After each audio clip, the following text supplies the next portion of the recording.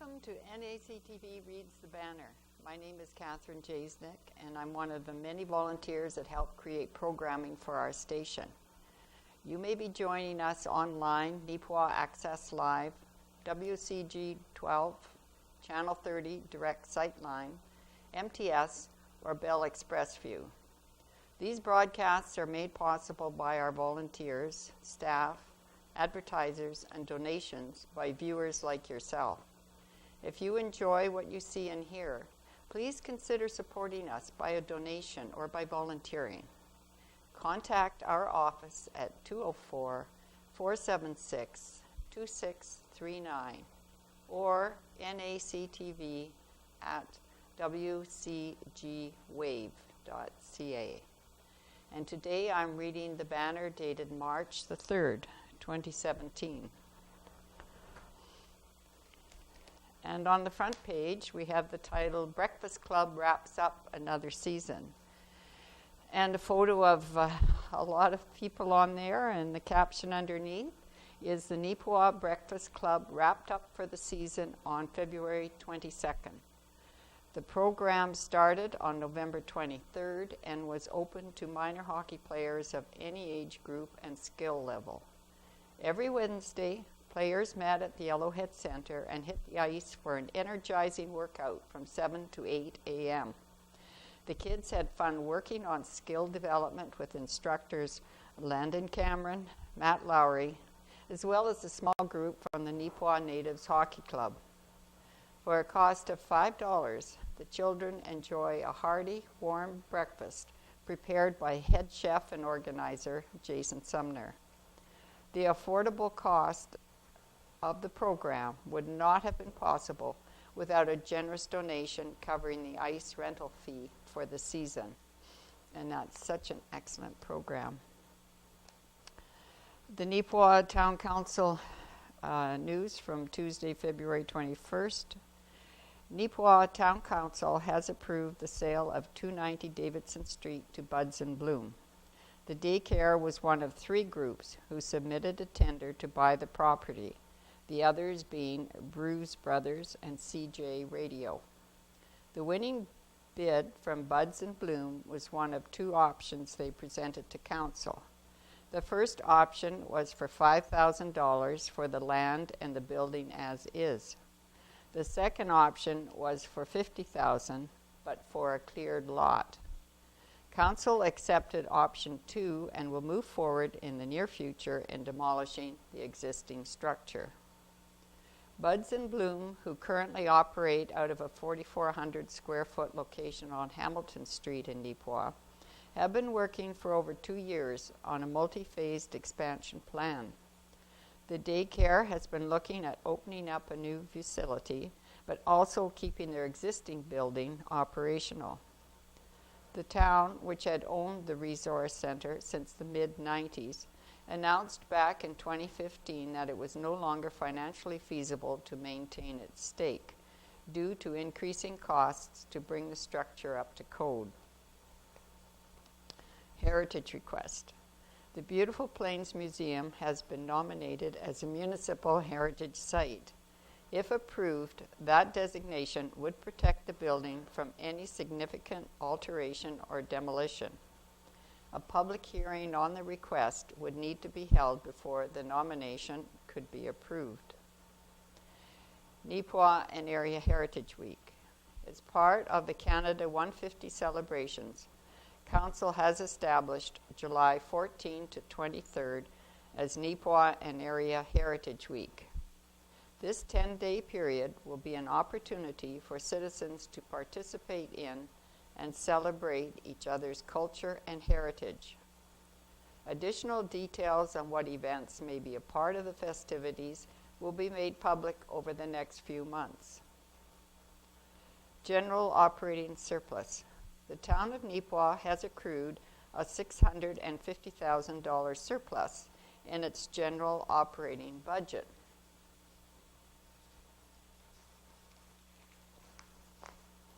This large sum was not accumulated through overtaxation, but rather through several financial decisions and unexpected revenue by developments made over the course of the year, including $150,000 for our Canada Day project. Money will be shifted to the 2017 budget. $132,000 set aside in 2016 for the lagoon that did not need to be spent. $123,000 rebate to the town from Manitoba Hydro. $88,000 from the tax sale for 311 5th Street and 10 James Bay. $61,000 set aside in the capital budget that did not need to be spent. $50,000 surplus from efficiencies. $39,000 received from the RM of North Cypress Langford, and $7,000 received from miscellaneous grants.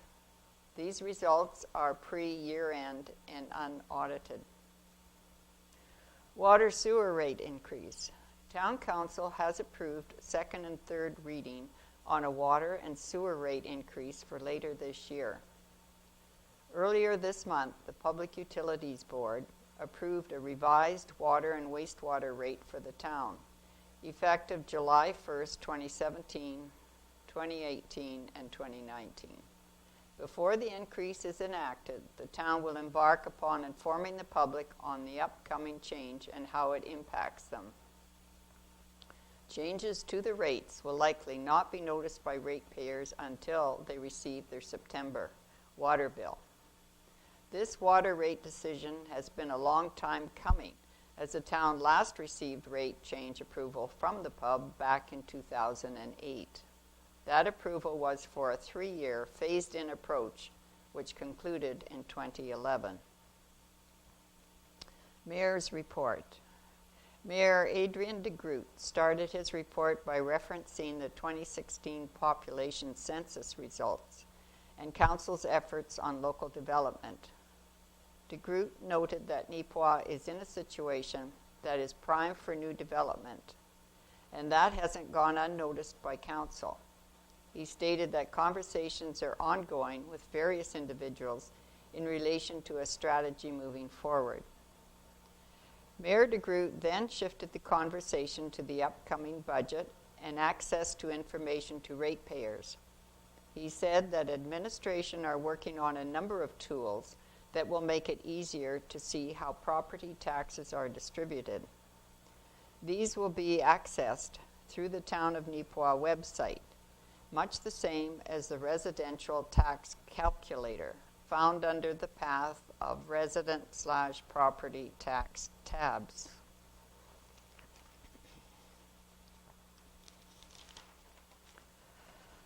And Giant Tiger donates winter gear to Hazel M. Killington School.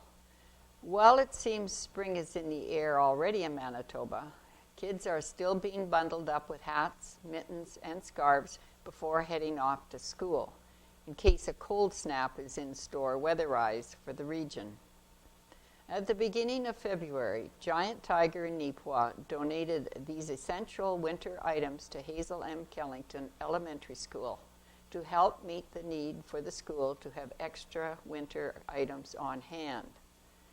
Giant Tiger manager Curtis Keeber says it was a good way to get rid of excess stock while giving back to the community. We were cleaning out at the end of the year and we didn't want to carry any of that stuff over, so we figured who could use it the most, he explains. We did the same thing in Brandon. We gave away all of our stuff that was end of season. HMK Principal Alan Hankey says the donation was very welcome at the school, since children sometimes forget to bring proper winter gear to school or end up losing some important pieces. Kids are kids and they're going to forget stuff, so we just try to make sure we have a little supply here at the office for those that need them so they're not cold, Hankey says. It seems like the generous donation Giant Tiger made fits in well with Neepawa's tradition of helping out the school. People are generous, and they ask if there's a need, and they try to help out where they can, Hankey explains. We've had different grandmas that have wanted to help. They'll come by, and they've knit a bunch of toques and mitts, and they ask if we could use them. Hanky says this generous spirit carries on from donations to parents and community members volunteering their time and skills to help the school as well. People are pretty willing to help out with things, he attests. I'm very pleased with the support we get from parents. Everyone is busy. Adults are busy. Kids are busy. But when the school puts the call out, we are very pleased with the response we get. Parents are very willing to help out.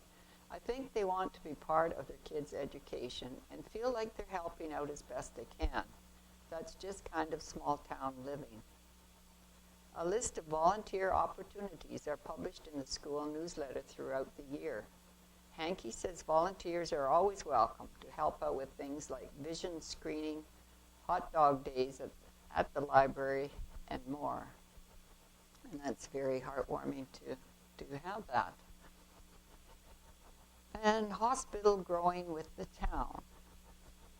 Jocelyn Shepper, care manager of Neepawa Hospital, addressed Rotary members at the February 22nd meeting held at Arts Forward.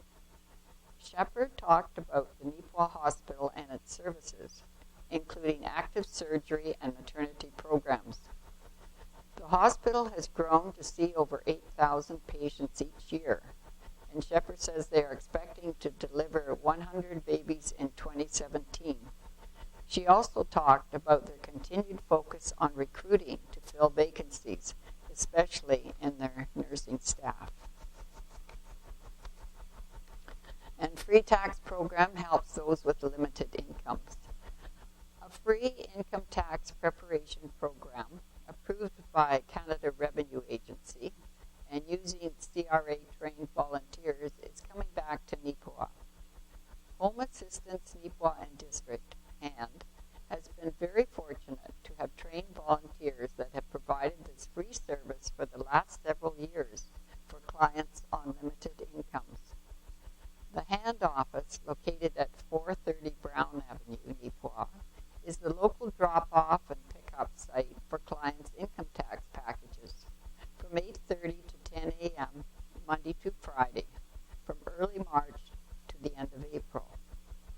To receive this service through the Hand Office, clients must be over 55 years of age. Those with a disability who are younger than 55 are also eligible. When dropping off income tax packages, clients will need to fill out authorization forms and provide some additional information that allows the volunteers to e-file their income tax. Clients are to bring all necessary. All right, we apparently had a few sound difficulties, so I'm just going to back up to the paragraph I was on before we kind of went off air for a minute. And this is about the free tax program helping those with limited incomes. When dropping off income tax packages, citizens will need to fill out authorization forms and provide some additional information that allows the volunteers to e-file their income tax. Clients are to bring all necessary tax receipts and income information as they would for any other income tax service. All information is confidential and kept in a numbered envelope. The date of drop-off, client's name and phone number are recorded on a sheet and kept in a record book in the Hand Office. The volunteer signs for the package when picked up, and once returned, the client must sign for the package before taking it out of the Hand Office. This protocol ensures no personal information is misplaced. To use the program, a single person must have an income under $30,000, and married couples must have income under $35,000. The volunteer program cannot be used when there is income from business, farming, rental properties, capital gains, investment income, or if returns are too complex. If you are interested in using this free income tax program, please call Jeannie Barnaby at 204-476-2009. Hours of income tax program drop-off and pick-up will be from 8:30 a.m. to 10 a.m. Monday to Friday, except holidays. Please phone before dropping off or picking up packages to ensure the office is open, as other duties may take Barnaby into the community or to the rural area some days. For general public use of the volunteer income tax service drop-off pickup, the site will be at the Neepawa Library at 280 Davidson Street. At this time, the hand board and staff would like to thank the volunteers for taking the training and for providing this valuable service to clients on a limited income. And out of Helen's kitchen, dandelion salad. In her little intro again, this year Canada is celebrating 150 years since Confederation. I thought I would spend the next several months showcasing some old recipes in Canada's honor. In 1870, Manitoba joined Canada, and along came a wave of immigrants. For the sum of $10, one could file a homesteader's claim on 160 acres of land. Their new sod houses were warm in the winter, cool in the summer, and they rained inside long after the rain had stopped. They truly had to be mothers of invention with few supplies. If you grew it, shot it, caught it, or picked it in the wild, it was used. One rhyme expressed the feelings for their diet: rabbit hot and rabbit cold, rabbit young and rabbit old, rabbit tender and rabbit tough. Thank you, but I've had enough. The hard-working prairie ladies learned to make do. In the spring, dandelions, lamb's quarters, pigweed, fiddleheads, and wild onions were a welcome change from salt pork, beans, and wild meat. Many of the early settlers, including my great-grandparents, brought dandelion seeds with them when they came to Canada. They were used as a spring tonic, so it is no surprise that their Latin name means the official remedy for disorders. The leaves can be cooked up the same way you do any greens. If coffee was not available, dandelion roots were dug up, cleaned and baked at a low heat until they were dry. They were then ground and used to make coffee. No lineups at Tim Hortons for those ladies. And a dandelion salad from an old cookbook. Pick young leaves before blooming. Wash well. To make a cold dressing, use sweet cream with 2 tablespoons sugar, 2 tablespoons vinegar, salt and pepper, and pour over the greens. To make a warm dressing, use equal proportions of bacon grease and vinegar heated up. Season with salt and pepper and pour over the greens. And then we have modern day salad. Salad with cinnamon dressing from Helen's Kitchen.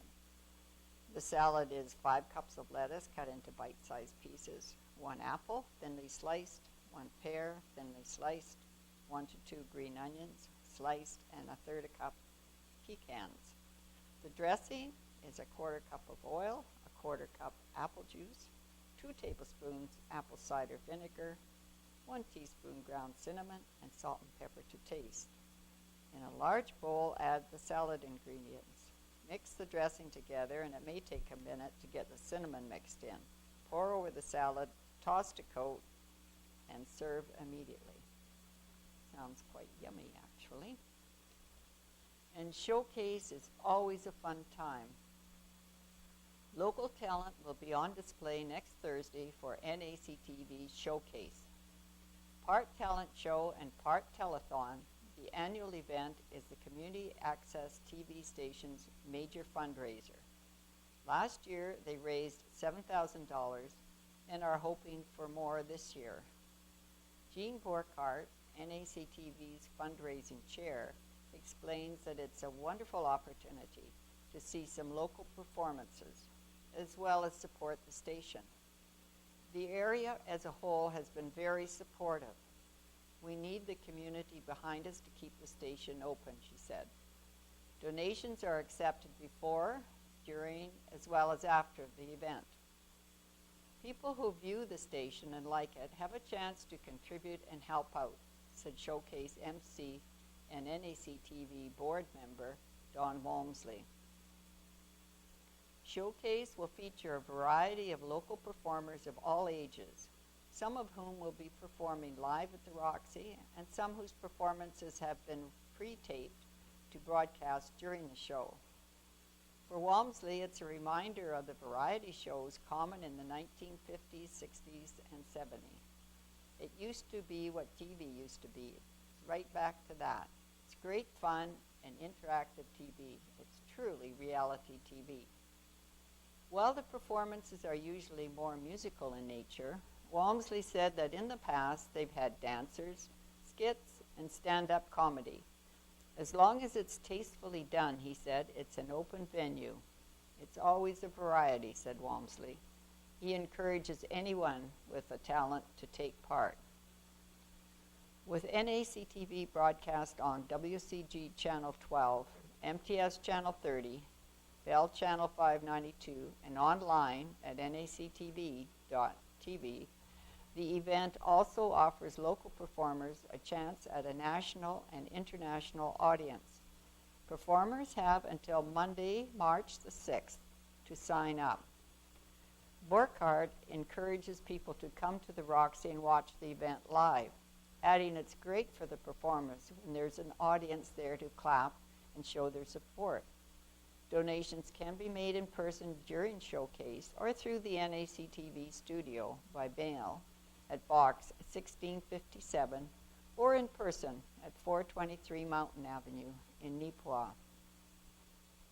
Showcase will take place Thursday, March the 9th at 7 p.m.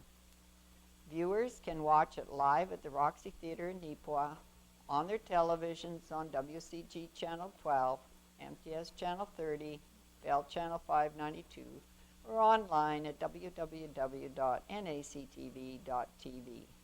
It's always a fun time, said Walmsley.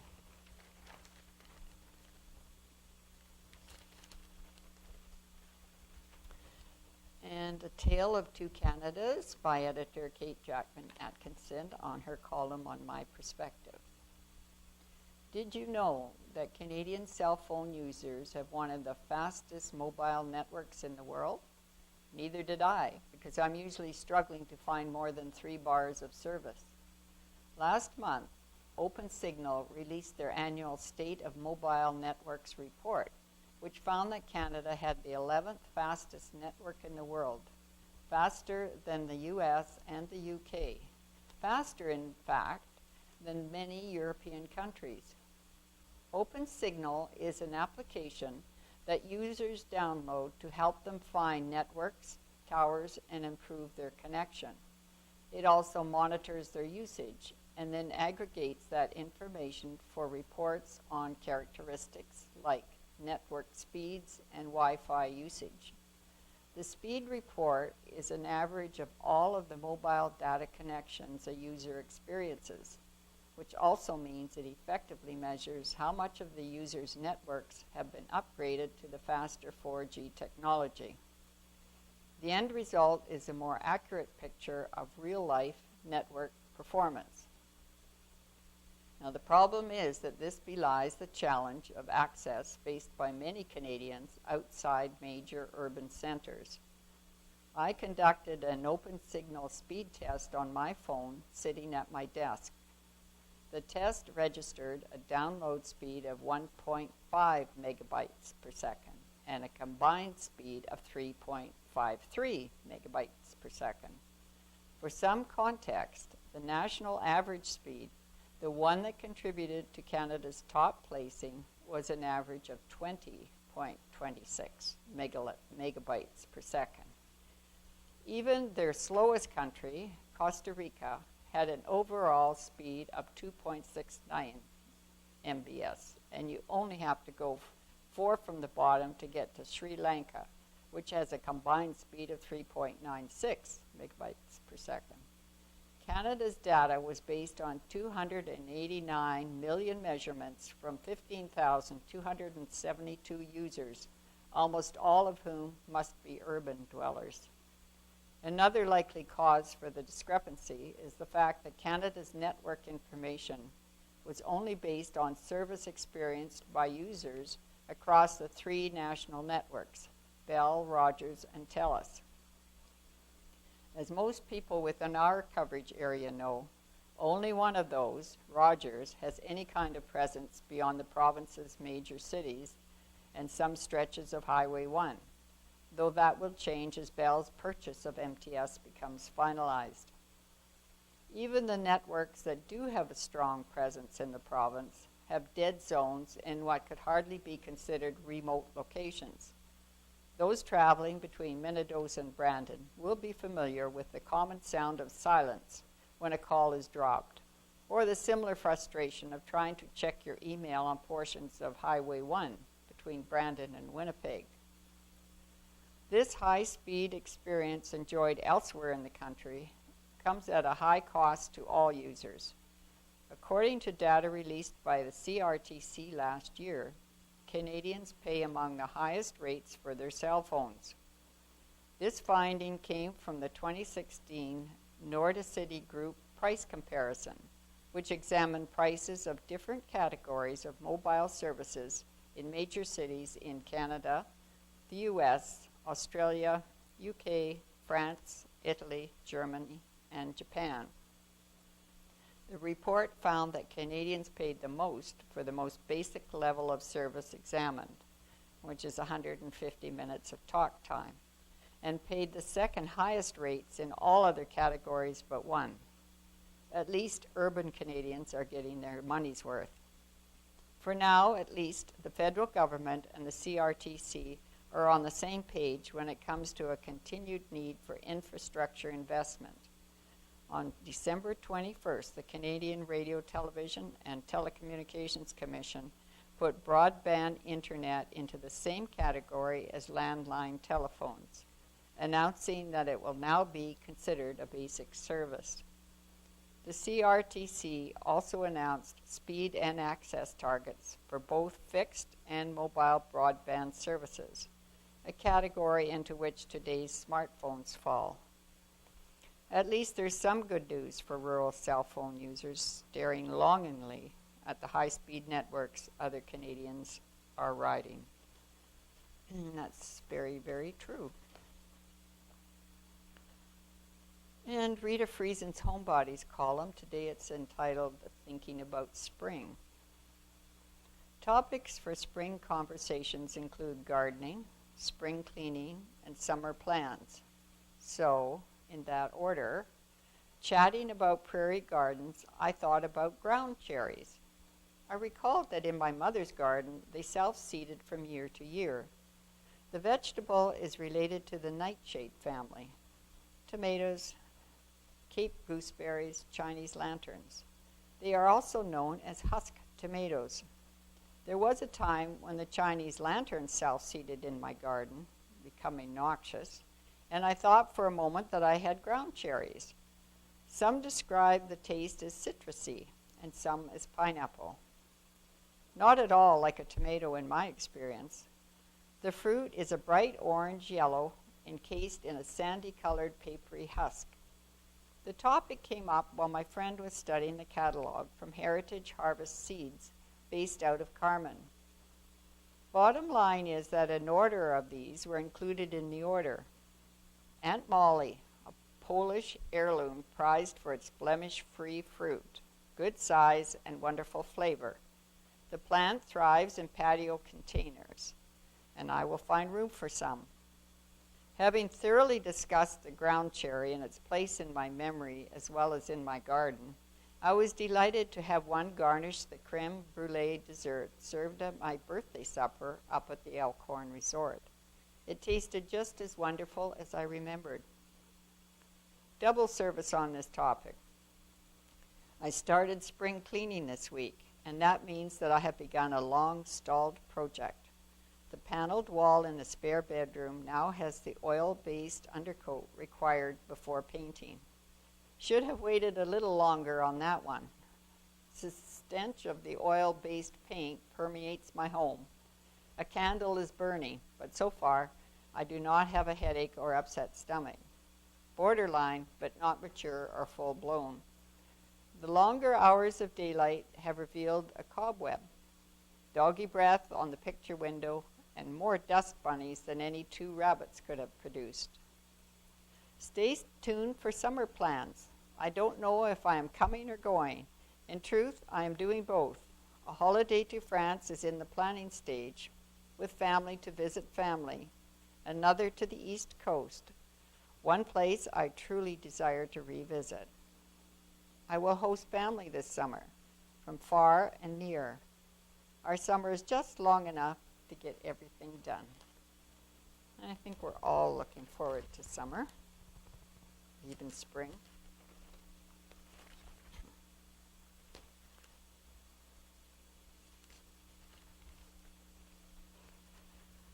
And the Gladstone Curling Club gets a boost. Like all smaller curling clubs on the Canadian prairie, the Gladstone Curling Club depends on community involvement and volunteers to keep its doors open. There are always challenges as to how to make local improvements and keep the lights on. So it was a boost in the Gladstone Club's morale to receive a $5,000 sponsorship grant from the Manitoba Liquor and Lotteries Commission for some much-needed upgrades and infrastructure. The money will go towards a newer ice scraper and a gas furnace replacement. The club currently hosts a men's 2 nights a week, a women's, and a mixed league. There are after-school curling programs for elementary and high school students. The executive and members are always looking for ways to improve the facilities and encourage new folks to try curling, which is still considered a great winter pastime on the prairies. We are very grateful for all the support we receive.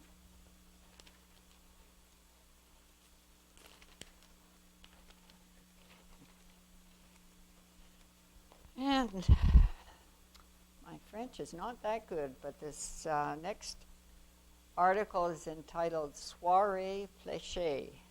And there's several photos here of the community at Laurier gathering to celebrate the Festival de Voyageurs on Tuesday, February the 21st. On Tuesday, February 21st, the Division Scolaire Francophone Manitoban held a soirée fléchée in Laurier to celebrate Festival de Voyageurs with local families. Over 100 people attended a supper consisting of traditional French-Canadian dishes, tourtière, pea soup, bannock, and sugar pie. Hot dogs were available for those with a less adventurous palate. Following the meal, guests were treated to entertainment featuring local artists. Students from École Joueurs de Plaine performed their songs and played a variety of fiddle music. Younger students performed a play about the voyageurs.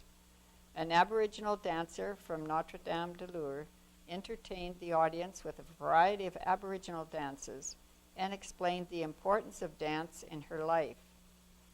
The Pinette family performed music as well. A local collector displayed his collection of arrowheads.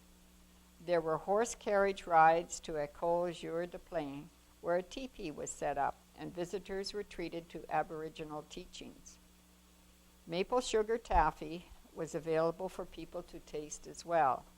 Everyone was impressed with the event and hoped that it will continue in the future. Sounds like a great time, and what a nice thing for the community to do. Next article is entitled Local Machinist Creates Masterpieces in Metal. On any given day, you can find Mike Reeder in the basement of his Neepawa home, in his workshop, manipulating metal into intricate, technically perfected recreations of pop culture. It's a passion of his that blossomed naturally from his work as a machinist. Reeder, a friendly, unassuming man who immigrated with his wife, Debbie, from England around 2 decades ago, takes on projects from clients spread all over the world whose hobby it is to collect high-quality, accurate models and replicas of anything in the world of sci-fi, from spaceships to robotic weaponry to movie props.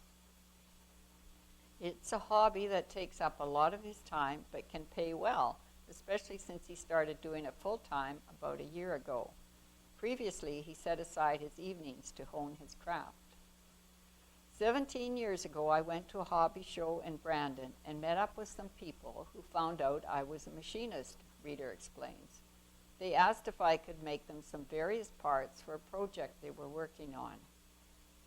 Reader's 38 years of experience making parts for steel mills, coal mines, aircraft, nuclear submarines, the food industry, lumber yards, undersea cable laying, agriculture, and more mean that he has a unique set of skills that transferred seamlessly into a more creative endeavor. His favorite project to date was working on a prop for a movie that was filmed locally in Neepawa, shot at the Roxy Theatre called Amityville Theatre. His most lucrative project, however, cost $1,200 and was made for a collector in Switzerland. He sent all the money in an envelope in cash, Reader remembers with a chuckle. It was cheaper than getting a Swiss money order. Switzerland is one of the many far-off locations that Reader has sent his work to. Not many other machinists, he says, take on the same kind of project he so enjoys, bringing him requests for work from around the globe. And on the same page, there's a photo here, and it's an intricate prop to mirror exactly the part of an arm piece Boba Fett uses in Star Wars: Return of the Jedi. Reader indicates it's mainly the US and Europe, although I have sent stuff to Canada, New Zealand, Australia, Hong Kong, Singapore, and Japan, he recollects. Some of my clients are friends, family, local businesses, doctors, engineers, business people, CEOs with multi-million-dollar companies, police officers, airline pilots, and regular people like myself who have a passion for sci-fi. Many of his clients contact him online, but Reader also travels extensively to different trade shows.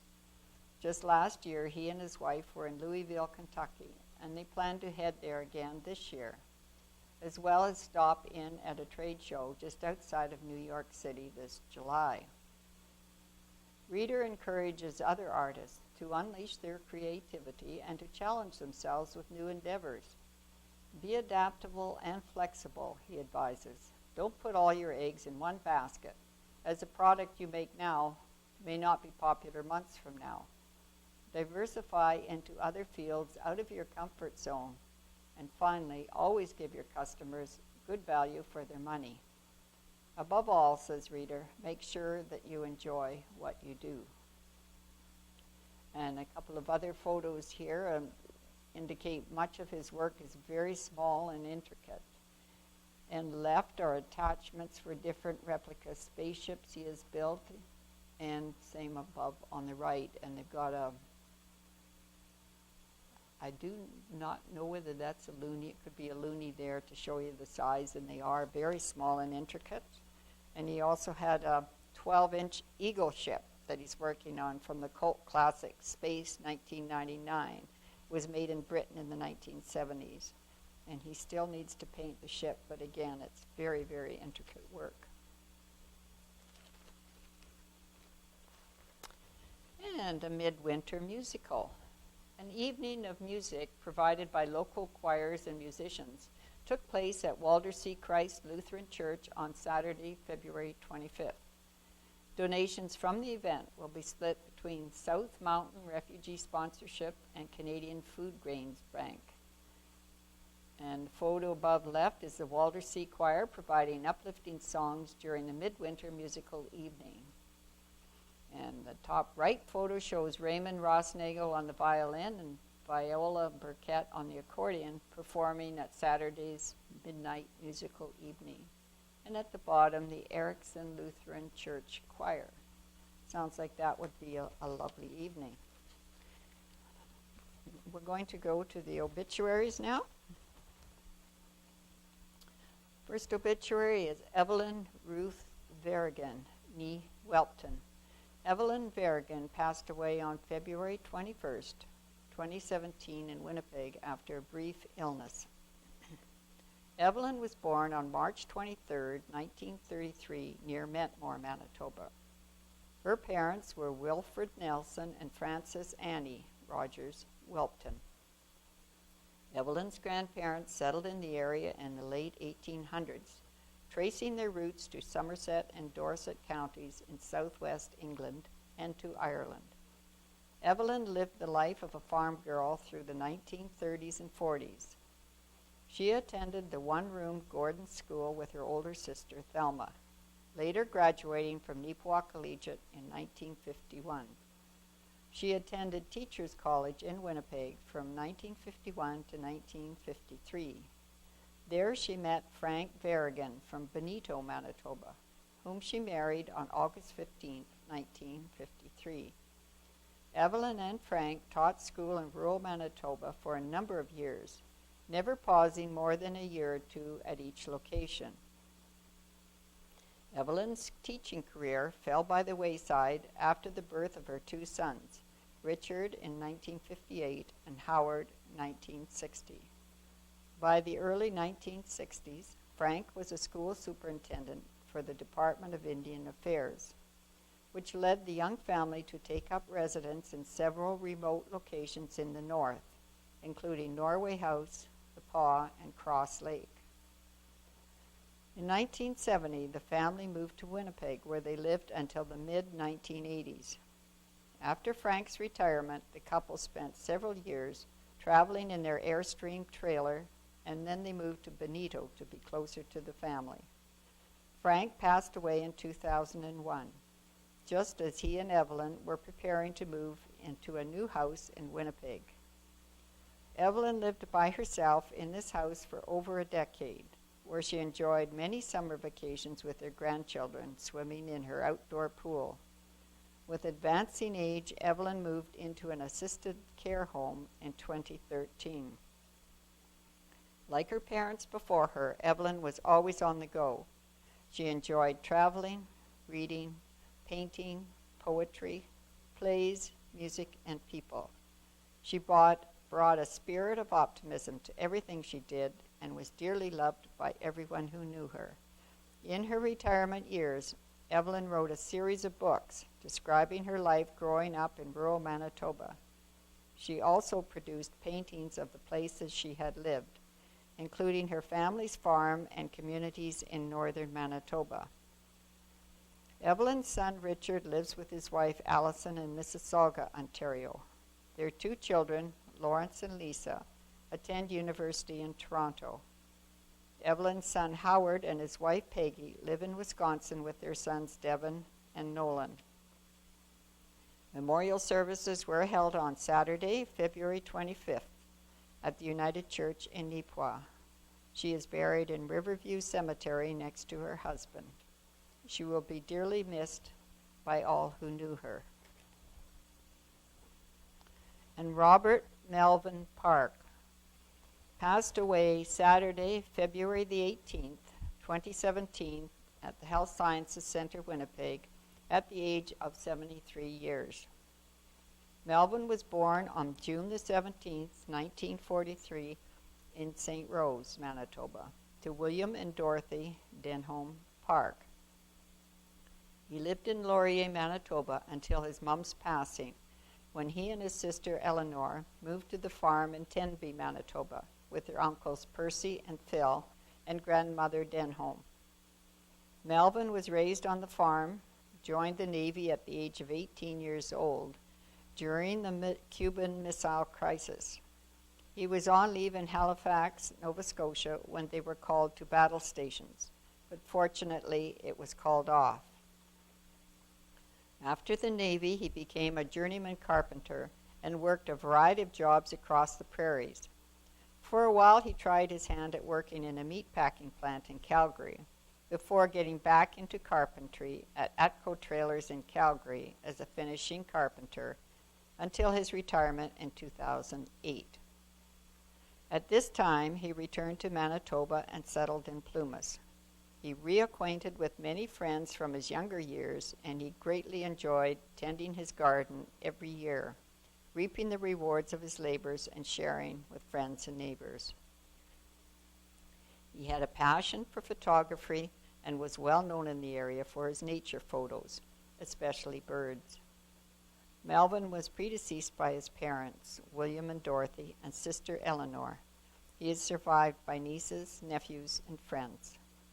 Celebration of life was held on Thursday, February 23rd at 2 p.m. at the Plumas Community Hall with Wendy Denbo officiating. Audrey Marie Wilkes, nee Baranyuk. Audrey passed away suddenly in Laklabish, Alberta on December 13, 2016 at the age of 53 years. Audrey was born on December 18, 1962 in Neepawa Hospital. After grade 12, Audrey got her LPN training, working in Winnipeg and Portage la Prairie hospitals. Audrey continued her education and the last few years has worked as a social worker in Alberta. Left to cherish Audrey's memory are her two children, Justin and Chantel Baranyuk, her parents, August and Rose, her siblings, Sheila, Alan, Sherry, Shayna and Matthew, Kevin, Marcy, Jeffrey, Kenzie, and Maxim. Also many aunts, uncles, cousins, and friends. A memorial service was held December 22nd, 2016 at Brocky Donovan Funeral Chapel in Brandon. Father Michael Tkachuk officiating, burial at a later date. Lydia Amelia Woodkey. Lydia Amelia Woodkey, nee Smith, Schmidt, was born on October 30th, 1923 in the home of her parents, Casper and Christina Schmidt, in the Tupper district. Excuse me.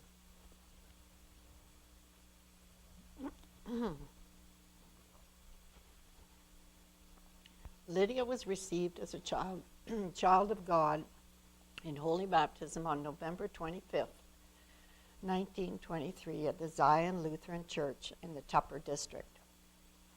She was confirmed in this faith on April 2nd, 1939, also at Tupper. On June 16th, 1945, Lydia married Walter Woodkey at Zion Lutheran Church. Walter and Lydia were blessed with one child, Linda Oswald. She departed this life on February 18th, 2017, at the Neepawa Hospital, having attained the age of 93 years, 3 months, and 19 days.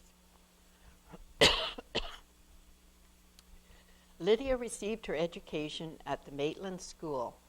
While living at her parents' home, she helped her mother with the farm chores as her mother was not well. After marrying Walter, they moved to his family homestead and worked side by side for over 40 years. In 1992, they retired to the village of Plumas. Lydia's main interest was homemaking. She loved to cook, clean, and bake. You could be sure when you stopped by there was always a meal, cup of tea, and dessert to accompany the visit. Lydia loved to play cards, especially canasta, and enjoyed her winter evenings watching curling on TV. Many hours were spent talking on the phone with friends and family. Some of our family's fondest memories were fishing trips to Waterhen and Lake of the Prairies. Lydia's most cherished moments were spent with her family, and a smile would beam across her face when her grandchildren and great-grandchildren would come to visit. Lydia was very proud of the family that she was a big part of. She will always be remembered for her patience, kindness, and love to family and friends. Lydia's last 6 years of life were spent traveling 3 times a week for her dialysis treatments to Brandon. Her strong will and great determination gave her the strength to keep going. With the support of family, friends, Central Plains Cancer Care, and the residents of the community for transportation to Brandon, Lydia was able to continue living in her home in Plumas, a community which she loved. Lydia is survived by her daughter Linda, Gary, Oswald, and Glenella. She is also survived by 3 grandchildren, Laura, Brent Miller, Brent Oswald, and Colleen Troy Nault, and 5 great-grandchildren, Kelsey, Haley, and Braden Miller, Skylar, and Kinley Nault. She is also survived by her sister-in-law, Florence Smith, and numerous nieces and nephews. Lydia was a sponsor for 5 individuals: Harold Woodkey, Judy Lafreniere, Bonnie Kushner, Debbie Fisher, and Darlene Honig. Lydia was predeceased by her husband, Walter Woodkey, her parents, Casper and Christina Schmidt, her 5 brothers, John, Elsie Smith, William, Mabel Smith, Baldine Smith, Frederick, Violet Smith, and Bernard Smith, and 3 sisters, Dorothy, Wilhelm Woodkey, Mary, Arnold Howard, and Helen, Joe McNeil.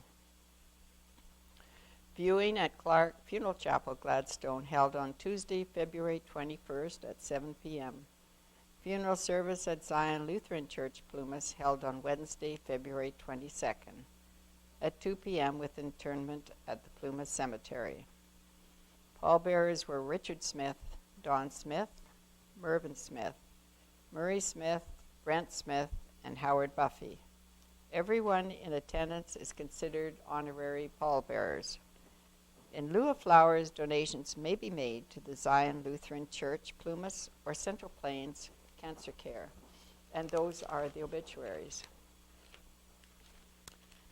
And the Manitoba moment. The next Polonia Home Roots concert in Polonia will feature Jess Reimer and Jer Ham. There is no denying that an artist is a reflection of their environment, and the harsh beauty of rural Manitoba is at the heart of Jess Reimer's work. Be it snowed-in, wool-wearing imagery, or dirt under your nails, sweating through the yellow silk summer feel, the extremes and heartiness of Manitoba are in Jess's songs. Listening to Reimer, it is clear she is unwaveringly connected to the soul of traditional North American music. There are times when she sounds as if she's on stage at the Grand Ole Opry, circa around 1963. Reimer has been a part of Winnipeg, Manitoba's roots music scene for years, and with her latest album, The Nightjar and The Garden, she has been embraced by a much wider audience. The Nightjar and The Garden traverses the road between the personal and the profound, the sacred and the profane, says Zachary Houle of Pop Matters, adding, it's a highly literary effort. This concert promises to be a really great and true Manitoba moment. To find out more or book your chair for the Polonia concert on Wednesday, March the 8th, contact the Schroeders by phone at 204-966-3532 or email schroed1@mts.net for further information. For more information about Jess Reimer and Jer Ham, go to www.homeroots.ca/artist/Jess Reimer Jer Ham. The Plumas UCW is busy in the community. The Plumas UCW met February 16 in the Annex, with 5 members being present. There had been 9 visits made to those sick or shut in over our recess. President Norma Watson opened the meeting with a reading on the acceptance of winter. Minutes of the November meeting were accepted as corrected. Thanks were expressed to those who worked, helped, or donated to the Ed Rempel funeral, the tea and bake sale, to Laurel for her work as a convener, the funeral lunch for Verna Coots, Laurel for decorating the church for Christmas and removing same when the season was completed. Thanks to all who supplied the mountain of white gifts, to Wendy for the preparation of the hampers, to Corrine, Heather, and the helpers for the pancake supper, and to Ryan and Ellie's for their help with the parcel post. The treasurer's books have been audited by Joyce Rempel. Pollyanna gave her very lengthy report, but she has been very busy, but still has $78.30 in that account. Christmas poinsettia was delivered to Lori Speece and Gordon Coots. Upcoming dates: World Day of Prayer, March the 5th, regular service time. Our next meeting, March 16, Soup, Bun, and Pie Supper, March 22nd, and Palm Sunday, Good Friday, and Easter services at our regular church time, 9:30 a.m. An Easter breakfast will precede the service on Easter Sunday.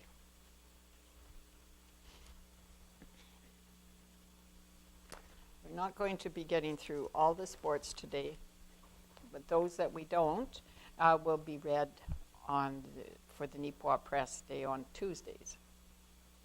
And Team Canada names Krzyzaniak to the world's roster. University of North Dakota defenseman Hallie Krzyzaniak has been named to the Canadian national women's roster. That team will participate at the 2017 IJHF Women's World Championship, March 31st to April 7th in Plymouth, Michigan.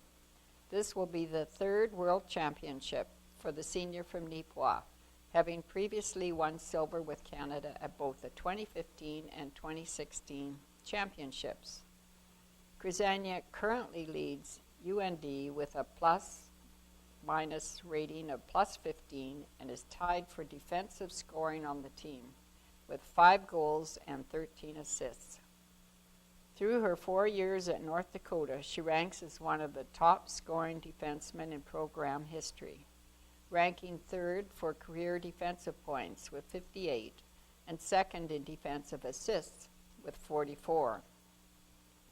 The competition at the tournament will be one of the final scouting measurements before Canada's national women's team announces its centralization roster this spring.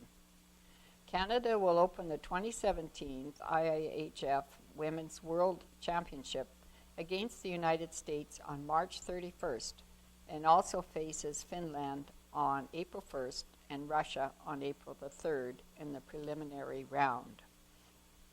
And we certainly wish all the best for Hallie. The community is really, really proud of what she has accomplished. The fantastic bowling, ladies high single and triple, is Barb Grumpelt at 229 and 546. Men's high single and triple, Dawn DeNoon at 245 and 634. And NACI curling team wins the Zone 7 title. The NACI varsity boys curling team won the Zone 7 championship earlier this month. The team defeated the Rivers Rams in the final 9-3. The varsity girls club also competed in zones, but were defeated in the first round of the championship bracket, then beat Minnedosa in the consolation bracket before falling to McGregor. And the top picture shows from left to right, Skip Daly Chartrand, third Hammer Jackson, second Brian Toderick, lead Ryler Chaudra, and coach Grant Babcock. And the bottom picture, coach Terry Ursel, second Brooklyn Chartrand, lead Kara Ellis, second Tanner Speece, third Josie Pedersen, and skip Natalie Babcock. And Ursel wins senior provincials. The Terry Ursel rink from the Lansdowne Arden Curling Club will represent Manitoba at the 2017 Canadian Senior Championships. The team earned that right by defeating Barb Spencer 7-5 at the Senior Women's Provincial Championships on Monday, February 27. The victory was a bit of redemption for Ursel, whose team fell to Sandra Cowling of Hamiota in the provincial final the previous year. This game also featured a dramatic come-from-behind effort, as the Ursel crew came back from a 5-1 deficit to score 6 in the final 2 ends and claim the title. Team Ursel consists of skip Terry Ursel, third Gwen Woolley, second Tracy Agonia, lead Brenda Walker, fifth Wanda Ranke, and coach John Seversko. They have now earned the opportunity to represent Manitoba at the 2017 Canadian Senior Championships in Fredericton, New Brunswick, March 18 to 25, 2017. And the Birch Mountain Sports competes at Biathlon Provincials. The Birch Mountain Sports team competed at the Biathlon Provincial Championship at Falcon Lake on February 18 to 19. Emily Davidson competed in and won both youth women, age 17 to 18, 7.5K and 6K pursuit races. Zachary Enns competed in the youth men, age 17 to 18, 10K pursuit, finishing fourth. He also claimed fourth in 7.5K sprint. Jeffrey Hill claimed first in juvenile boys, age 11 to 12, 3.75K sprint and 4K pursuit. In the senior girls, age 15 to 16, 7.5K pursuit, Jeanette Comte finished fourth. She also picked up fourth place in the 6K sprint. Josh Enns picked up second in boys age 11 to 14, 4K pursuit, and first in the 3.75K sprint. Addie Davidson collected third place in the junior girls, age 13 to 14, 4.5K sprint. And the photo is showing left to right, Jeanette Conte, Zach Enns, Josh Enns, Jeffrey Hill, Emily Davidson, and Abby Davidson.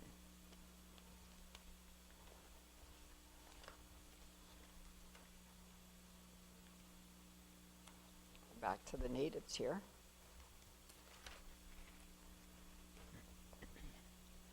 And the natives' playoff hopes will go down to the wire. As the MJHL regular season winds down to its final weekend, it appears as though the Neepawa Natives' playoff future will come down to one single game. The team will play the Swan Valley Stampeders on Sunday, March the 5th, in what could be a win or go home scenario. As of Wednesday, March the 1st, the Stamps remained 1 point ahead of the Natives for the 8th and final playoff spot. Neepawa remained within striking distance due to an important 6-5 shootout victory over the Portage Terriers on Friday, February 24th at the Yellowhead Center. The game started off well for the Terriers as Jeremy Lipsick scored a pair of goals early, first off a breakaway and then off a rebound. Before the first period ended, however, Josh Silsky notched his 8th of the year to cut Portage's lead in half at 2-1. In the second, Portage once again claimed a 2-point cushion near the midway point off a Brendan Kochanski goal. It wasn't long after that when Neepawa would storm back with 3 goals before the second intermission. Nick Schultz put 2 of those away, while Justin Metcalf collected the other.